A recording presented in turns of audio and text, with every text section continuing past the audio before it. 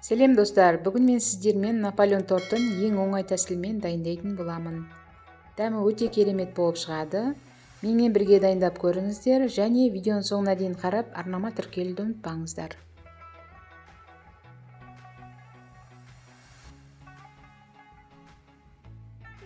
Алдымен қатпарлы қамырды пісіріп алуымыз керек. Ол үшін табаға пергамент төсеп, қамырды екіге бөліп саламыз. Қатпарлы қамырдың дайындалу әдісін алдағы уақытта видеоға салатын боламын. Қамырды қызып тұрған пеште 180 градуста 45 минутта пісіріп аламыз. Корждарымызды пісіріп алдық. Енді оны суығанша бір шетке қоя тұрамыз.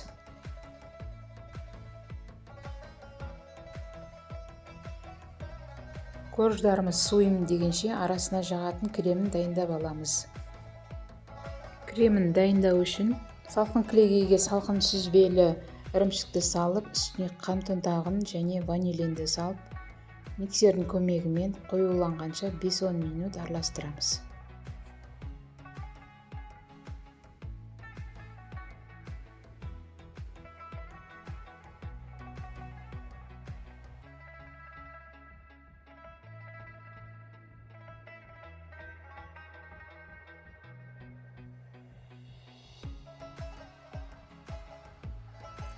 Міне осындай қою крем болды. Бұны салқын жеге қойып аламыз.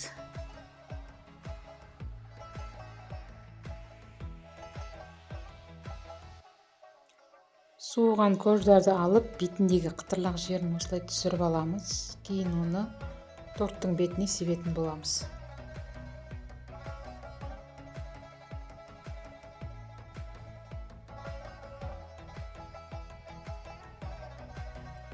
Корждардың арасын ашып, осылай дайындап аламыз.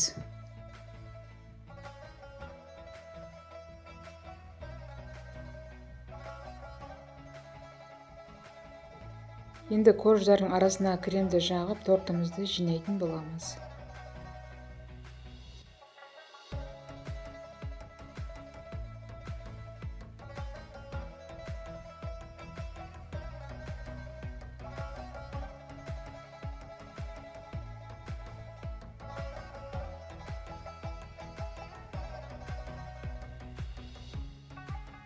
Осылай жандарына да жағамыз.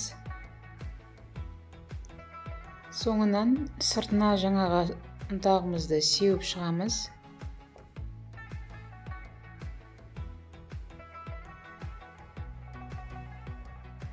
Енді дайын болған тортымызды тоңазытқышқа 3-4 сағатқа қойып аламыз.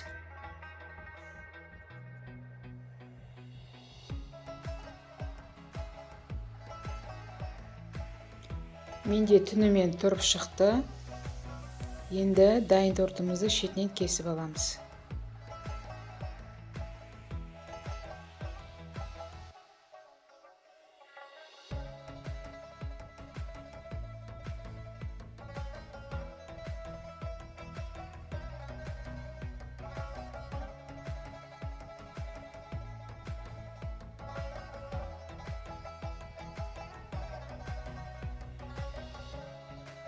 Дәмі өте керемет болып шығады, жұп-жұмсақ болып шығады.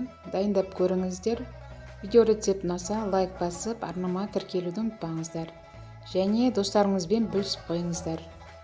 Сіздермен болған Айнұр, баршаңызға сәттілік.